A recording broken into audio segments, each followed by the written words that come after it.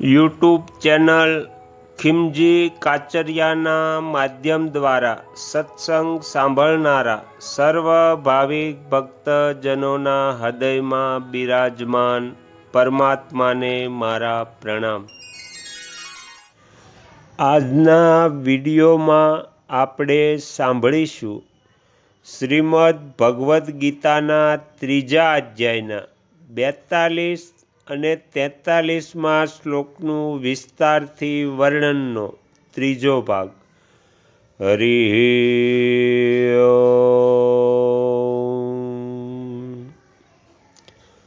પ્રકૃતિના કાર્ય મહતત્વ સમિષ્ટ બુદ્ધિનો અત્યંત સૂક્ષ્મ અંશ કારણ શરીર જ અહમનો જડ અંશ છે।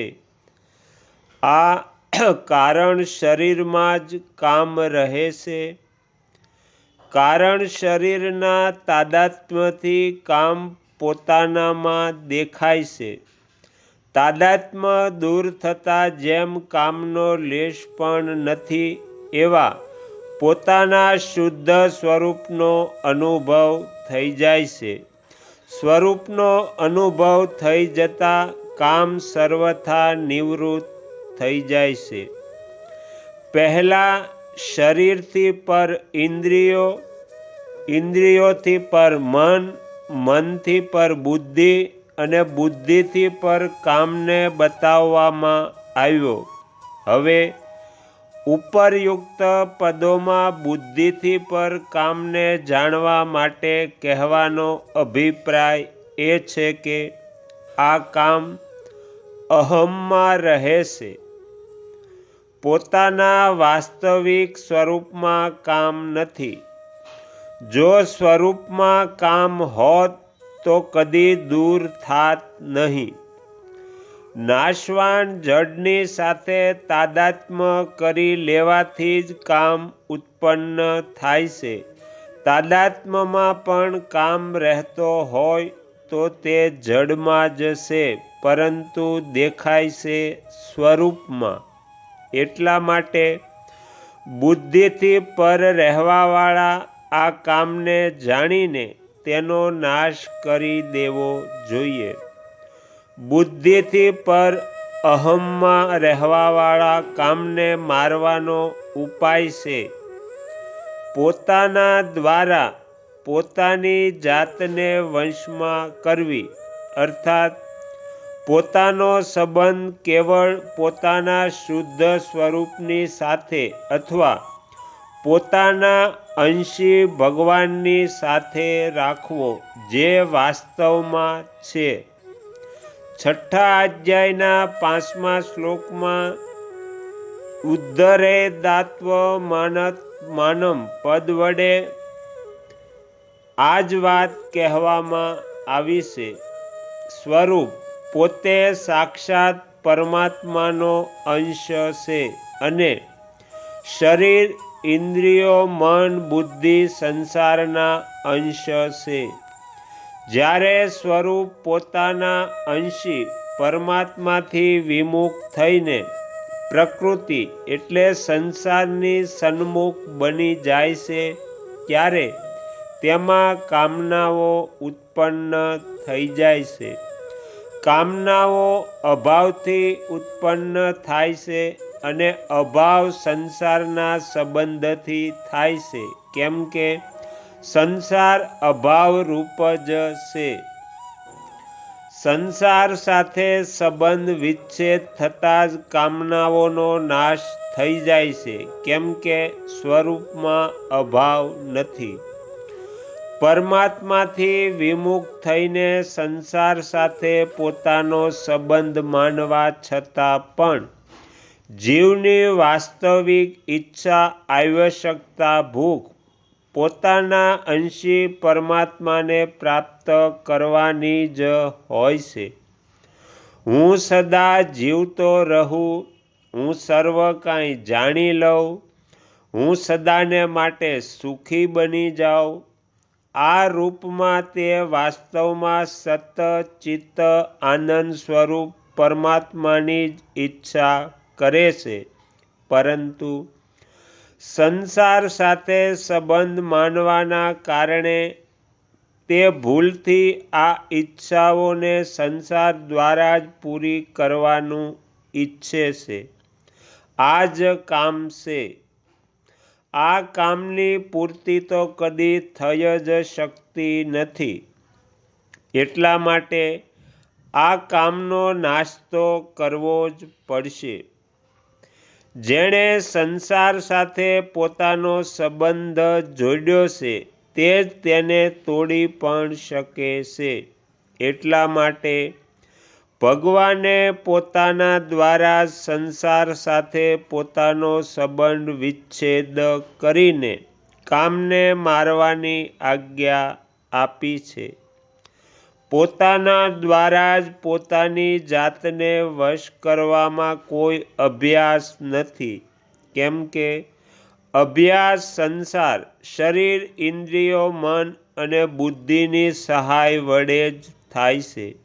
એટલા માટે અભ્યાસમાં સંસારના સંબંધની સહાય લેવી પડે છે.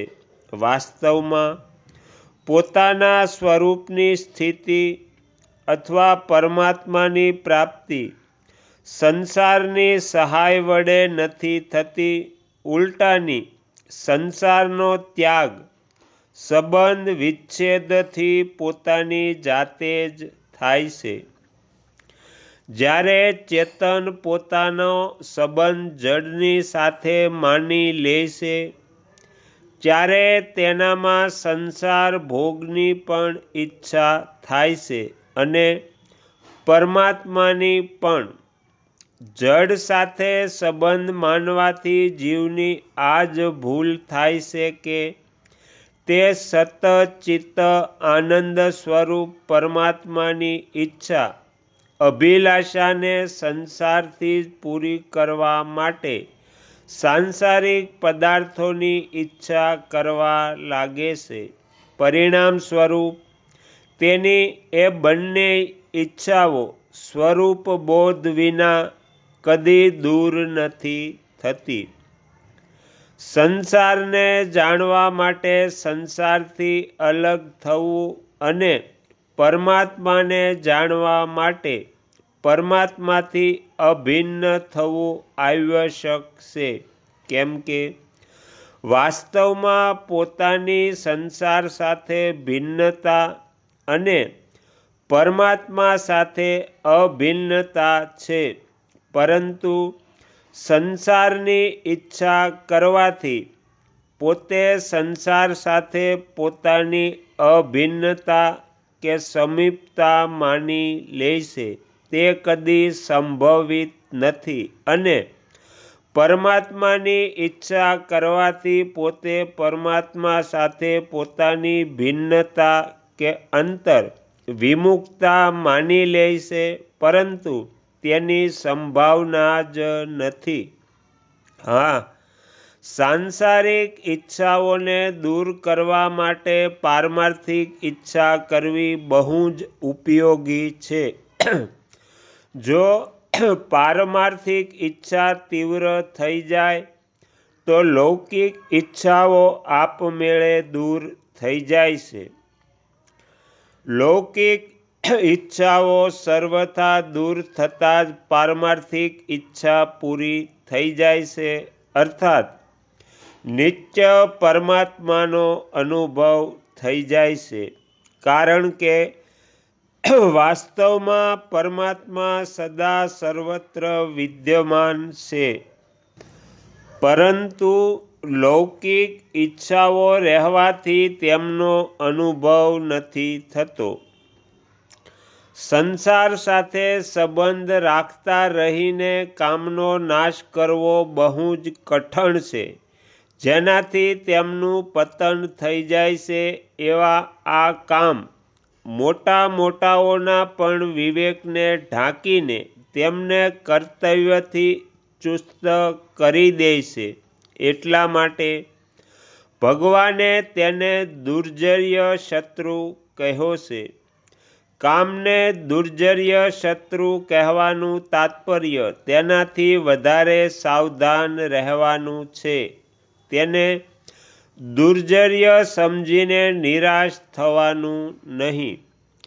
કોઈ એક કામનાની ઉત્પત્તિ, પૂર્તિ, અપૂર્તિ અને નિવૃત્તિ થાય છે.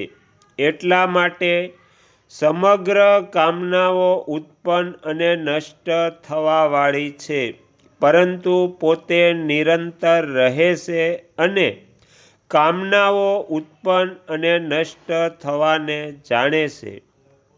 આથી કામનાઓ સાથે તે સુગમતાપૂર્વક સંબંધ વિચ્છેદ કરી શકે છે, કેમ કે વાસ્તવમાં સંબંધ છે જ નહીં. એટલા માટે સાધકે કામનાઓથી કદી ગભરાવું નહીં જોઈએ. જો સાધકોનો પોતાના કલ્યાણનો પાકો ઉદ્દેશ્ય હોય તો તે કામને સુગમતાપૂર્વક મારી શકે છે. કામનાઓના ત્યાગમાં અથવા પરમાત્માની પ્રાપ્તિના બધા સ્વતંત્ર અધિકાર યોગ્ય અને સમર્થ છે, પરંતુ કામનાઓની પૂર્તિમાં કોઈ પણ સ્વતંત્ર અધિકારી યોગ્ય અને સમર્થ નથી, કારણ કે કામના પૂરી થવાવાળી છે જ નહીં. પરમાત્માએ માનવ શરીર પોતાની પ્રાપ્તિના માટે જ આપ્યું છે. આથી કામનાનો ત્યાગ કરવો કઠિન નથી. સાંસારિક ભોગ પદાર્થોને મહત્વ દેવાના કારણે જ કામનાનો ત્યાગ કઠિન જણાય આવે છે. સુખ એટલે અનુકૂળતાને દૂર કરવા માટે જ ભગવાન સમયે સમયે દુઃખ એટલે પ્રતિકૂળતા મોકલે છે કે સુખની કામના ના કરો. કામના કરશો તો દુઃખ પામવું જ પડશે. સાંસારિક પદાર્થોની કામનાવાળો મનુષ્ય દુઃખથી બચી જ નથી શકતો. આ નિયમ છે, કેમ કે સંયોગજન્ય ભોગ જ દુઃખનું કારણ છે. પોતા સ્વરૂપનામાં અનંત બળ છે. તેની સત્તા અને બળને મેળવીને જ બુદ્ધિ, મન અને ઇન્દ્રિયો સત્તાવાન અને બળવાન બને છે. પરંતુ જડ સાથે સંબંધ હોવાના કારણે તે પોતાના બળને ભૂલી રહ્યો છે અને પોતાને બુદ્ધિ, મન અને ઇન્દ્રિયોને આધીન માની રહ્યો છે. તેથી જ કામરૂપી શત્રુને મારવા માટે પોતાની જાતને જાણવી અને પોતાના બળને ઓળખવું ઘણું આવશ્યક છે. કામ જડના સંબંધથી અને જડમાં જ હોય છે. તાદાત્મ્ય થવાથી તે પોતાનામાં પ્રતીત થાય છે. જડનો સંબંધ રહે તો કામ છે જ નહીં. જડનો સંબંધ ન રહે તો કામ છે જ નહીં. એટલા માટે અહીં કામને મારવાનું તાત્પર્ય વસ્તુત કામનો અભાવ બતાવવાનું જ છે. આનાથી વિપરીત જો કામને અર્થાત કામનાને સત્તાને માનીને તેને દૂર કરવાની શ્રેષ્ઠા કરો તો કામના દૂર થવી કઠિન છે, કારણ કે વાસ્તવમાં કામનાની સ્વતંત્ર સત્તા છે જ નહીં. કામના ઉત્પન્ન થાય છે અને ઉત્પન્ન થવાવાળી વસ્તુ નષ્ટ થશે એ નિયમ છે. નવી કામના ન કરે તો પહેલાંની કામનાઓ પોતાની જાતે નષ્ટ થઈ જશે. એટલા માટે કામનાને દૂર કરવાનું તાત્પર્ય છે કે નવી કામના ન કરવી. શરીર વગેરે સાંસારિક પદાર્થને હું, મારું અને મારા માટે માનવાથી જ પોતાની જાતમાં ઉણપનો અનુભવ થાય છે. પરંતુ મનુષ્ય ભૂલથી તે ઉણપની પૂર્તિ પણ સાંસારિક પદાર્થો વડે જ કરવાનું ઈચ્છે છે.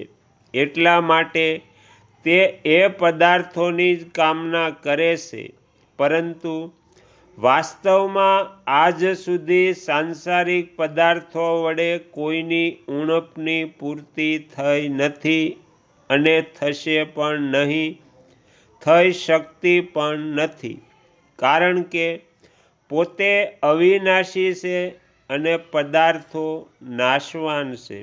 પોતે અવિનાશી હોઈને પણ નાશવાનની કામના કરવાથી લાભ તો કંઈ થતો નથી અને હાનિ કંઈ પણ બાકી રહેતી નથી. એટલા માટે ભગવાન કામનાને શત્રુ બતાવતા હોઈને તેને મારી નાખવાની આજ્ઞા આપે છે.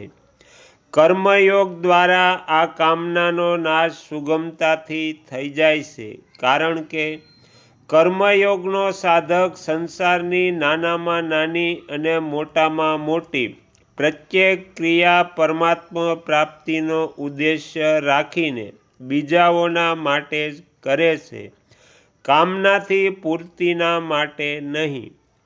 તે પ્રત્યેક ક્રિયા નિષ્કામ ભાવથી તેમજ બીજાઓના હિત અને સુખને માટે જ કરે છે, પોતાના માટે કશું કરતો નથી. તેની પાસે જ સમય, સમજ, સામગ્રી અને સામર્થ્ય છે. તે બધું પોતાનું નથી, પરંતુ મળેલું છે અને વિખૂટું થઈ જશે. એટલા માટે તે તેને પોતાનું કદી નહીં માનીને નિસ્વાર્થ ભાવે સંસારનું જ માનીને સંસારની જ સેવામાં લગાડી દે છે. તેને પૂરેપૂરું સંસારની સેવામાં જ લગાડી દે છે. પોતાની પાસે બચાવીને નથી રાખતો. પોતાનું જ માનવાથી તે પૂરેપૂરું સેવામાં લાગે છે, અન્યથા નહીં. કર્મયોગી પોતાના માટે કંઈ કરતો જ નથી, પોતાના માટે કંઈ ઈચ્છતો જ નથી અને પોતાનું કંઈ માનતો જ નથી. એટલા માટે તેની કામનાઓ નાશ સુગમતાપૂર્વક થઈ જાય છે. કામનાઓનો સર્વથા નાશ થતાં તેના ઉદ્દેશ્યની પૂર્તિ થઈ જાય છે અને તે પોતાની જાતમાં જ પોતાની જાતને પામીને કૃતકૃત્ય, જ્ઞાત જ્ઞાતવ્ય અને પ્રાપ્ય પ્રાપ્યત્વ બની જાય છે. અર્થાત તેના માટે કંઈ પણ કરવાનું, જાણવાનું અને મેળવવાનું શેષ રહેતું નથી.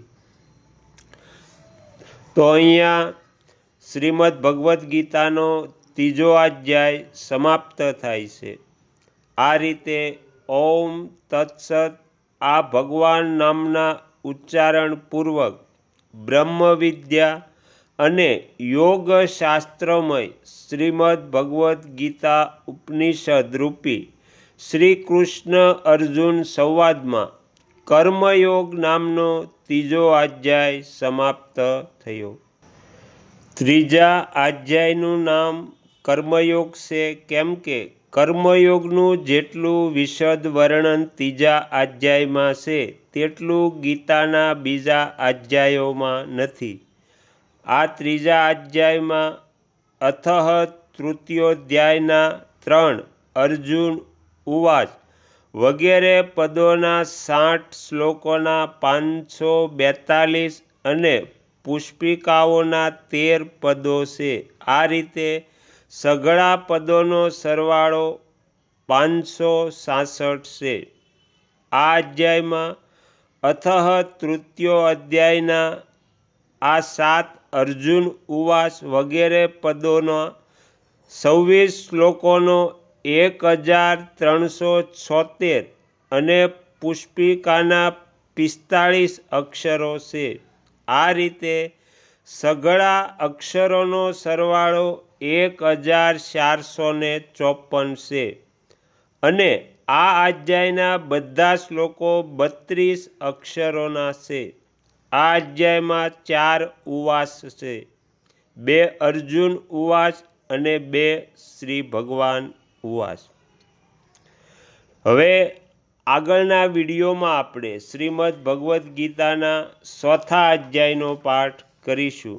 તમે તમારો કિંમતી સમય આપી શ્રીમદ્ ભગવદ્ ગીતાનો પાઠ સાંભળ્યો એ બદલ હું આપ સૌનો ખૂબ ખૂબ આભાર વ્યક્ત કરું છું. અને તમને જો આ અધ્યાય ગમ્યો હોય તો બીજા 5 લોકોને સંભળાવજો. શ્રી સદ્ગુરુ દેવની જય. આગળના વિડીયો જોવા માટે આ ચેનલને સબસ્ક્રાઈબ કરો અને જો આ વિડીયો પસંદ આવ્યો હોય તો લાઈક કરો.